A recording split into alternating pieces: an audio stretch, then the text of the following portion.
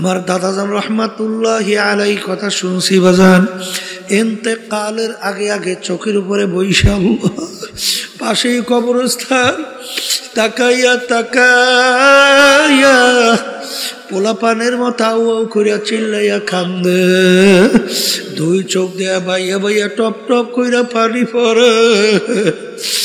আর মালিকের দিকে ফিরা করুণ সুরে ডাক দেয়, আর করুণ সুরে ডাক দিয়া বলে, ওরে আমার মালিক, ওরে আমার মাহবুব, তুমি যদি আমাকে কবরে মাপ না করো, ওই অন্ধকার কবরে আমি একা কেমনে থাকবো? ওই কবরে তো কেউ নাই, কবরে তো বালিশ নাই, বিছানাও নাই, বাতিও নাই, কবরের সাথীও নাই। ওই কবর কেমন হবে? আল্লাহ রাসূল সাল্লাল্লাহু আলাইহি ওয়াসাল্লাম বলেন, কবর তোমাকে আমাকে ডাক দেয়। আল্লাহ রাসূল বলেন, তোদেরকে ডাক দেয় কি কইয়া?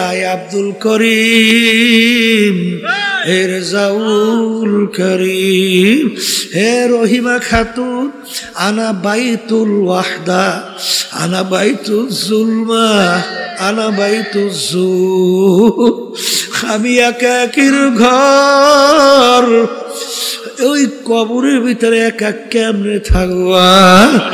বাজার, ওই কবরে যদি আমার মালিক আপন না হয়, ওই কবরে তোমার আমার উপায় নাই, হাসুরে উপায় নাই, মিজান পৌঁছাতের উপায় নাই।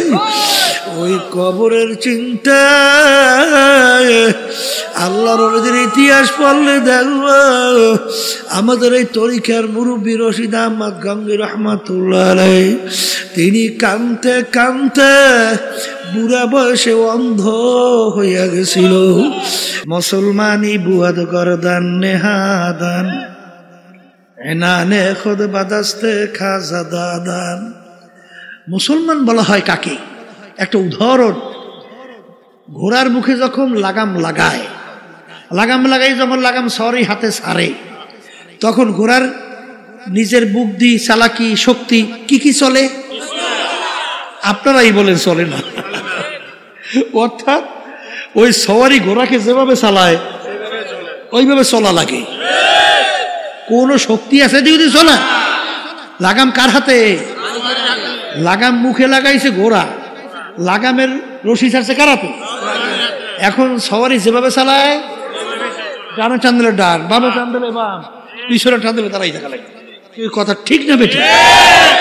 আমরা যারা মুসলমান দাবি করি, কি পড়ছেন? কালিমা পড়ছেন? আসতে কয়তো পড়ছেন? এর অর্থ কি? কালিমার লাগাম মুখে লাগাইছেন, ঠিক কিনা? কালিমা কি পড়ছেন? লা ইলাহা ইল্লাল্লাহ, লা মাকসুদা ইল্লাল্লাহ, লা মাহবুবা ইল্লাল্লাহ, লা মাশুকা ইল্লাল্লাহ, লা মাতলুবা ইল্লাল্লাহ, লা ইলাহা ইল্লাল্লাহু মুহাম্মাদুর রাসূলুল্লাহ। এই জন্য কোন এক কবি বলছিলেন, ও মুসলমান, না আমেরিকা লা লন্ডন সে উলফত, না আমেরিকা লা লন্ডন সে উলফত, হামি মস্তে মদিনা কর খোদায়া। হে মুসলমান সন্তান, তোমার আমার রাস্তা আমেরিকা, লন্ডন, ফ্রান্স, বিজাদিতের ওই কালচার, তাদের সংস্কৃতি, তাদের কালচার, তাদের দেশে আমাদের এই লাগাম না, কথা কয় না।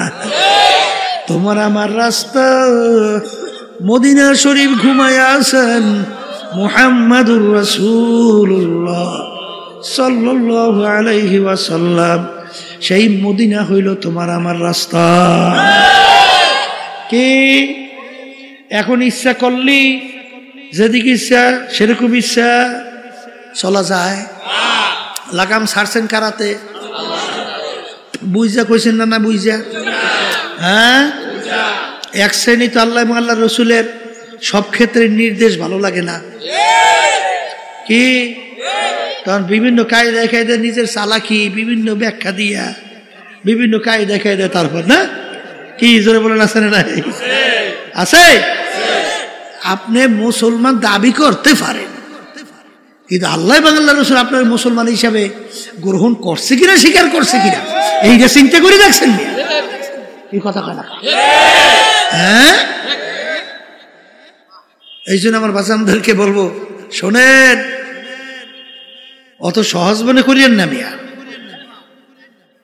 মুসলমান দাবি করব, আর কালচার থাকবে, সংস্কৃতি থাকবে, এই বিভিন্ন কায়দা কাজকর্ম থাকবে, বিজাতিদের সে মুসলমান হয়?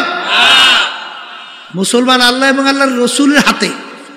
যখন আপনি আর আমি আমাদের লাগাম কালিমা সুপর্দ করতে পারবো, তখন আপনি আমি মুসলমান হিসেবে দাবি করতে পারবো।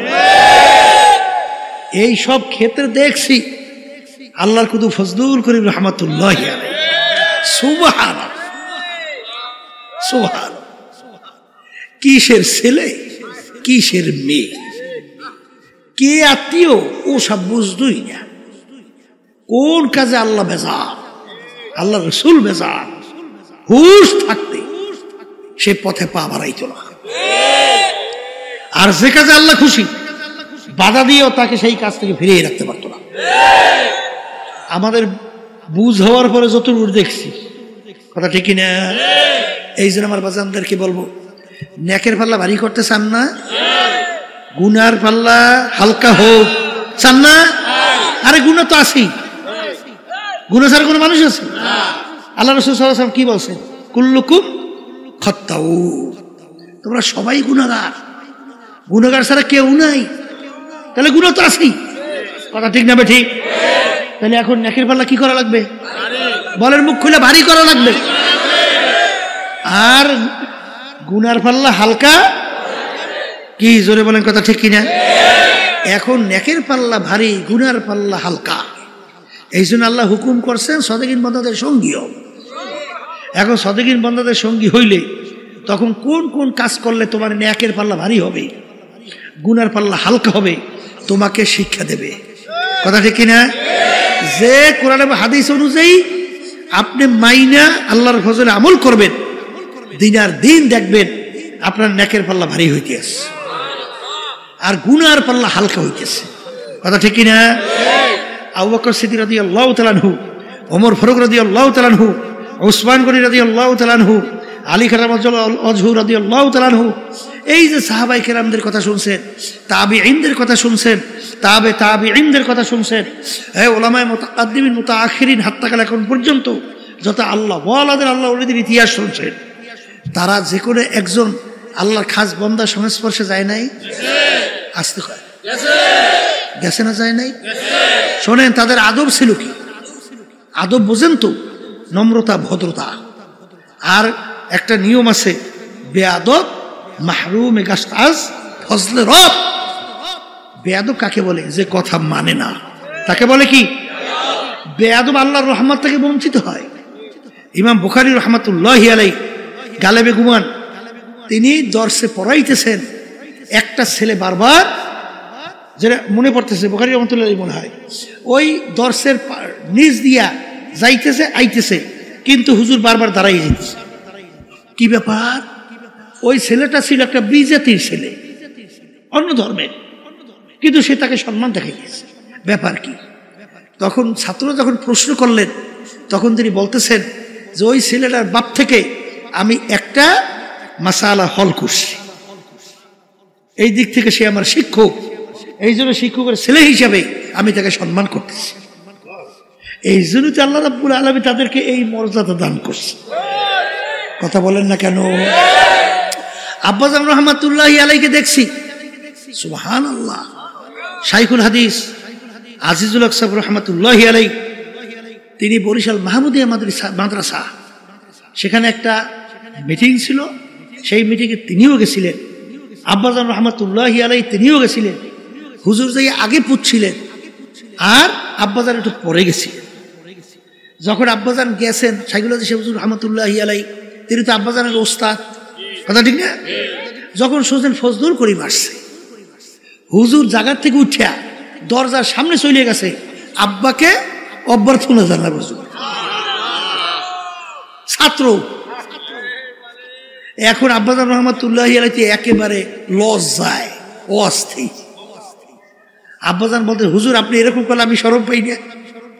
তখন হুজুর বলতেছে, বাবা ফজলুল করিম শোনো, আমরা হইলাম গোলাপ ফুল গাছ, আমরা কি, আর তুমি হইলা গোলাপ ফুল। এই গোলাপ ফুল গাছের মধ্যে কাটা ভরা না, কাটা কাটা ভরা না। আচ্ছা, গোলাপ ফুল গাছের কাছে কেউ যাইতে চায়? কিন্তু আর এত এই আদর, ওর এত যত্ন, কারণ কি, ওই কাঁটাযুক্ত গাছ থেকে এমন এক ফুল বের করে যেই ফুলের জন্য সব পাগল, যার ঘেরানে সব মুগ্ধ। হুজুর বলতেছেন, বাবা ফজলুল করিম আমরা হলাম গোলাপ ফুল গাছ, আমাদের ভিতর থেকে তোমার মতো ফজলুল করিম একটা গোলাপ ফুল বের করতে পারছি, তাই তোমাদের কারণে আমাদের সম্মান। তা তোমাকে আমরা সম্মান আদর করবো না কেন? কি বুঝলে? ওস্তাদ ছাত্রের উপরে কেমন খুশি, কেমন খুশি। হ্যাঁ, দাদাজান রহমাতুল্লাহি আলাইহি বয়ানে শুনছি, বলতেছিলেন একদিন বয়ানের মধ্যে, আমি ক্যাসেটে শুনছি যে মেয়ারা, তখন দাদাজান এই লোকজনকে বলতে মেয়ারা, মেয়ারা শোনেন, আমি আপনার তামাম দুনিয়ার মানুষের জন্য যত দোয়া করি, আমার ফজলাল করিম, আব্বাজানকে বলতেন ফজলাল করিম, আমার ফজলাল করিমের জন্য আমি তার চেয়ে বেশি দোয়া করি। বাপ সন্তানের উপরে কি আসতে কয়? খুশি ওস্তাদ, বাপ, পাড়াপড়শি, তাইলে আল্লাহর রহমত ওইভাবে আসবে, কথা ঠিক কিনা? এই জন্য বেয়াদব মাহরুম গাস্তাজ ফজলে রব, যে নাকি বেয়াদব হয় আল্লাহর রহমত থেকে বঞ্চিত হয়, কথা ঠিক কিনা? শোনেন, তাদের আদব ছিল কেমনে, কেমন? এই আবু বকর সিদ্দিক রাদিয়াল্লাহু তাআলা আনহুর কথা বলতেছিলাম, কেমনে কথা মানে শোনেন। কি আল্লাহ রাসূল সাল্লাল্লাহু আলাইহি ওয়াসাল্লাম বলতেছেন, আবু বকর তুমি প্রস্তুত থাকিও, হিজরতের হুকুম আসতে পারে। কিসের হুকুম? প্রায় 6 মাস আগে বলছে। কয় মাস? 6 মাস। যখন হিজরতের হুকুম হয়েছে, গভীর রাত, আল্লাহ রাসূল সাল্লাল্লাহু আলাইহি ওয়াসাল্লাম আবু বকর সিদ্দিক রাদিয়াল্লাহু তাআলা আনহু তার ঘরের দরজায় যাইয়া একটু টোকা দিয়ে বলতেছেন, আবু বকর। কি ডাকতেছে? বলার সঙ্গে সঙ্গে ভিতর থেকে দরজা টাস করে খুলে দিয়েছে, মুহূর্তও দেরি না, মুহূর্ত। আল্লাহ রাসূল সাল্লাল্লাহু আলাইহি ওয়াসাল্লাম বলেন, আবু বকর তুমি এত তাড়াতাড়ি দরজা কিভাবে খুললা? তখন আবু বকর সিদ্দিক রাদিয়াল্লাহু তাআলা আনহু বলেন, হে আল্লাহর রাসূল, আপনি যেদিন বলছেন আবু বকর তুমি প্রস্তুত থাকিও, হিজরতের হুকুম আসতে পারে, হে আল্লাহর রাসূল, সেদিন থেকে আমি রাত্রে বিছানায় পিঠ লাগাই আর ঘুমাই না, কারণ সরদারে দোজাহান আমার বাড়ি দরজায় আসবে, আর আমি যদি ঘুমাইয়া থাকি তাহলে আল্লাহর হাবিব দাঁড়াই থেকে কষ্ট করবে, তাহলে আমি কিভাবে তার কষ্ট সহ্য করব? এই জন্যে আমি সারা রাত্র ঘুমাই নাই, এমনকি আমি ঘরের দরজার খিলও আটকাই নেই। কেন? আল্লাহ রাসূল সাল্লাল্লাহু আলাইহি ওয়াসাল্লাম যখন ডাক দেন আবু বকর, তখন আমি খিল খুইলা দরজা খুলতে দেরি হবে, এই জন্য দেরি না হয়, আল্লাহ রাসূলের কষ্ট হবে, এই জন্য আমি পিছনে ঠেক লাগাই দাঁড়াই দিস, কখন এসে ডাক দেবে দরজা খুলে দেব। এর নাম হইল আদব, আর সেইভাবে তো আল্লাহ বরকত দান করছে, কথা ঠিক কিনা? কথা ঠিক কিনা? এই জন্য আমার ভাইদেরকে বলবো, পর্দা আলে মা বোনরা যারা শুনতেছেন, আগের যুগে তো আলহামদুলিল্লাহ 100 মানুষই যখন সহি তরিকায় এই আল্লাহর খাস বান্দাদের সংস্পর্শে গেছে 100 জন মানুষ কামিয়ে হয়েছে, কারণ তাদের আদব ছিল এরকম, যা বলতো তাই মানত। কথা ঠিক না বেঠিক? কিন্তু বর্তমানে এক শ্রেণীর চালাক, শব্দটা কি? তাই চালাক হইলে ওই আল্লাহর রহমত থেকে বঞ্চিত হয়, ঠিক কিনা? এই জন্য আমার বাজানদেরকে বলবো, একটু পরীক্ষা করে দেখেন, যারা সহিহ তরিকার সাথে হক্কানি আলেমদের সঙ্গে সাদিকিন বন্ধুদের সঙ্গে সম্পর্ক রাখে, দিন আর দিন তাদের নেক আমল বাড়ে না? আমি কি ভুল বলছি নাকি? না ঠিক বলছি? ঠিক বলছি? আলহামদুলিল্লাহ। তাহলে নেক আমল বাড়ে, গুনার থেকে ফেরতে পারে না? আসতে কয় পারে কি পারে না? পারে। তাহলে এখানে দেখেন সাদিকিন বন্ধুদের সঙ্গে স্পর্শে যাওয়ার কারণে নেক আমল বাড়ে, আপনারাই বলছে। এই তারপর গুনার থেকে ফেরা যায়, চোখে কি পানি আসে? আসতে কয় হ্যাঁ। আচ্ছা, যাদের এই সাদিকিন বন্ধুদের সংস্পর্শে যায় না, ওদের চোখে পানি দেখেন? মুঠো দেখেন, একটু হাত উঠে খালি কান্দে, আল্লাহর কাছে মাপ চায়, দেখছে? চোখে পানি তো আসে না, আসে? আর চোখের পানি ছাড়া জাহান্নামের আগুন ঠান্ডা হয়? কোনোদিন হয়? তা আল্লাহ রাসূল সাল্লাল্লাহু আলাইহি ওয়াসাল্লাম কি বলছেন? কি বলছেন? মান বাকা মিন খাশিয়াতিল্লাহ হারামাল্লাহু তিলকাল আইনা আলান নার। যেই চক্ষু মাওলার ভয় কাঁদবে, ওই চক্ষুর জন্য জাহান্নামের আগুন হারাম হইয়া যাবে। আল্লাহ রাসূল বলেন, লা ইয়ালিজুন নারা মান বাকা মিন খাশিয়াতিল্লাহ হাত্তা ইয়াউদাল লাবানু ফিদ দারএ। যেই চক্ষু আমার মাওলার ভয় কাঁদবে, ওই চক্ষু জাহান্নামে দেওয়া এরকম অসম্ভব হবে। যেরকম গাভীর বান্দার থেকে দুধ দোহাইয়া ওই বান্দের ভিতরে ঢুকানো যেরকম অসম্ভব, আল্লাহর বান্দা বান্দিকে এরকম জাহান্নামে দেওয়া এরকম অসম্ভব। এই আল্লাহর বান্দারা আমি বলিনি, আল্লাহর রাসূল বলছেন, আমি শুনাইতেছি। আল্লাহর হাবিব বলেন, ইবকু ইবকু ফা ইল্লাম তাবকু ফাতাবাকু। হে আমার উম্মতরা, কান্দ কান্দ, কান্না না আসলে কান্নার ভান ধরো। আল্লাহ রাব্বুল আলামিন কোরআনুল কারীমের ভিতরে বলেন, ফালিয়াদহাকু কালিলা ওয়ালিয়াবকু কাসীরা। হে আমার বান্দা বান্দিরা, বেশি বেশি পরিমাণে কাঁদো, কম কম হাসো। কিয়ামতের ময়দান জাহান্নাম ফেরেশতারা ধইরা রাখতে পারে না। আল্লাহ নবী সাল্লাল্লাহু আলাইহি ওয়াসাল্লাম সিজদায় পড়ে কান্দে, হে আমার মালিক, তোমার ইজ্জতের জালালের কসম খাই আমি বলছি, আজকে যদি জাহান্নাম আমার একটা উম্মতকে খাইয়া ফেলে, আমি রাসূল তোমার বেহেশতে যাব না। আল্লাহ রাব্বুল আলামিন বলে, হাবিব গো, মাথা উঠান, এই পানি নিয়ে জাহান্নামের দিকে ছিটানি মারেন। যখন পানি নিয়ে জাহান্নামের দিকে ছিটানি মারবে, জাহান্নাম কেত কেত কইরা পিছনে দৌড় মারবে। আল্লাহ রাব্বি সাল্লাল্লাহু আলাইহি ওয়াসাল্লাম আশ্চর্য হইয়া বলবেন, রব্বুল আলামিন, এত ফেরেশতা জাহান্নামকে ধইরা রাখতে পারে না, এ কোন কুদরতি পানি, যেই পানি দেওয়ার সঙ্গে সঙ্গে জাহান্নাম কেত কেত করে পিছনের দিকে দৌড় মারলো। আল্লাহ রাব্বুল আলামিন বলে, হাবিব গো, এ কোনো কুদরতি পানি না, এ হলো আমার বান্দা বান্দি, আপনার উম্মতেরা দুনিয়া থাকা অবস্থায় যারা এই জাহান্নামের ভয়, আমার আযাব ও গজবের ভয়, দুই চোখের পানি সেইরা কাইদা আমার কাছে মাপ চাইছে, ওই চোখের পানি হলো এই পানি। এই আল্লাহর বান্দারা, পর্দালে মা বোনেরা, এক শ্রেণী বর্তমানে বক্তাও এক ওয়াইজিন বের হইল, আরে শুধু বয়ানের ভিতরে মানুষকে হাসায়, বলেন নাউজুবিল্লাহ। বাজার কহকা হাসি, অর্থাৎ বড় জোরে শব্দ করে আসলে হারাম কবিরা গুনাহ হয়। আল্লাহ নবী সাল্লাল্লাহু আলাইহি ওয়াসাল্লাম তার জীবনে একবারও জোরে উল্লেখ কইরা শব্দ কইরা হাসি জীবনে একবারও হাসেন নাই। তিনি বেশি সময় মিসকি হাসতেন, অনেক সময় একটু বেশি হাসলে দহেক সামনে দুই একটা দাঁতের মাথা দেখা যাইত।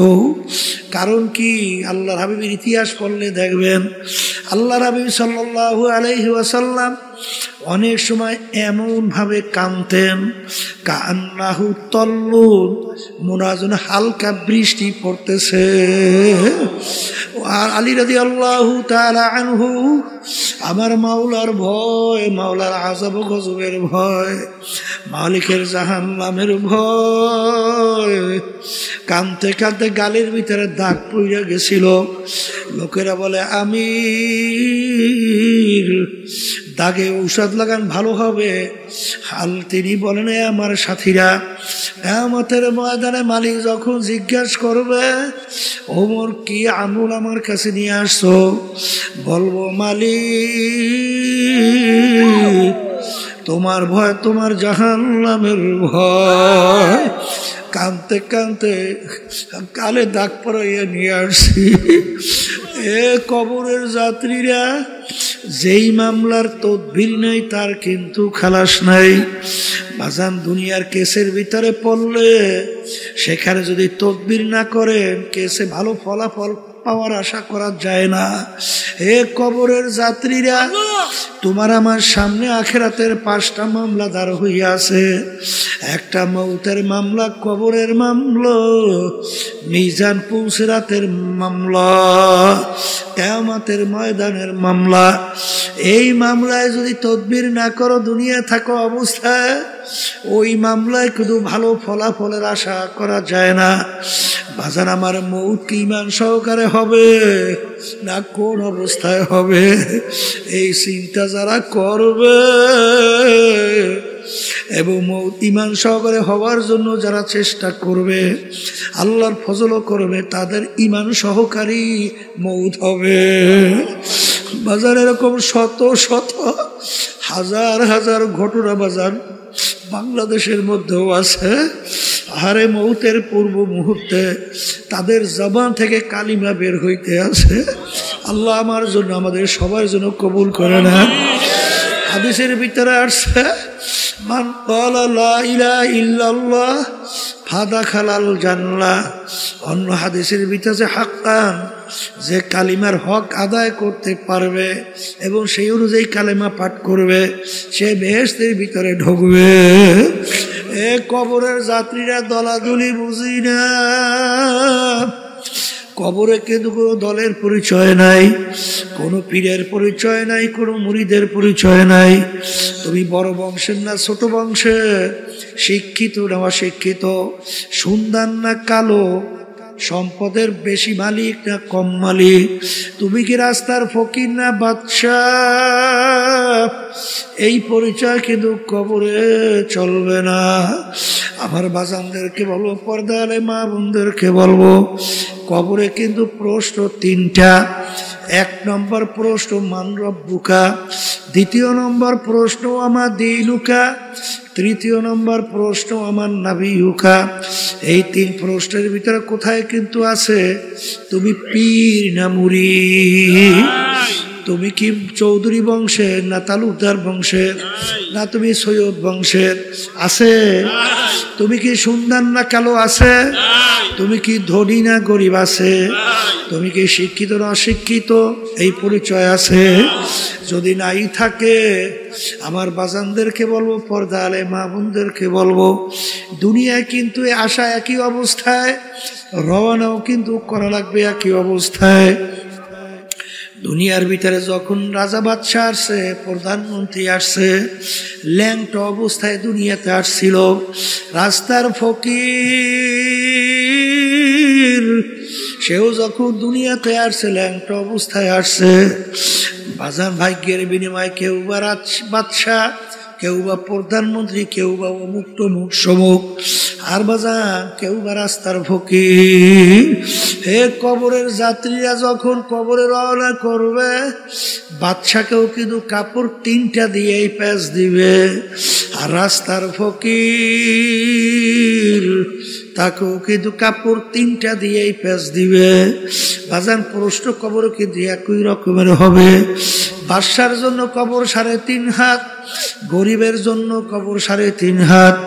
ভাগ্যের বিনিময়ে দুনিয়া কেউ বাদশা, কেউ বা রাস্তার ফকির।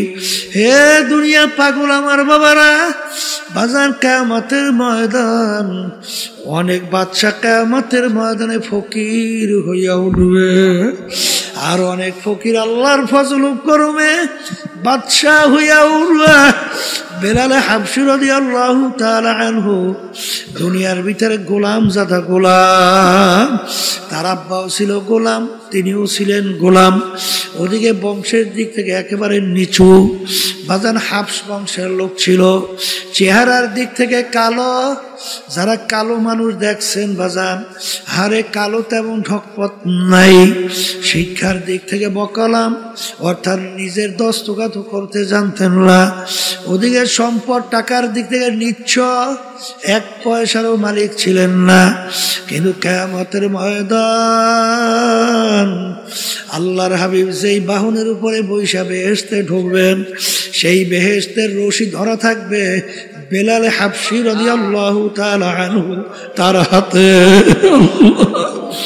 আল্লাহর হাবিব যখন সবে মেরাজে গেলেন, বেহেশতের ভিতরে খরমের আওয়াজ পাওয়া যায়। আল্লাহর হাবিব জিজ্ঞাসা করে, ভাই জিবরাইল, বেহেশতের ভিতরে কিসের খরমের আওয়াজ? আল্লাহ জিবরাইল আলাইহিস সালাম বলে, আল্লাহর রাসূল, আপনার বেলালের খরমের আওয়াজ শোনা যায়। আগে আর আসমে আজা রূহে বেলালি না রহি, फलसफा तो रह गया है लेकिन तलकीन गज़ाली ना रही। ए कबरेर যাত্রীরা, এ পর্দার আড়ালের মা বোনেরা, কোন দুনিয়ার পিছনে পড়লাম, কোন ক্ষমতার পিছনে পড়লাম, কোন সম্পদের পিছনে পড়লাম?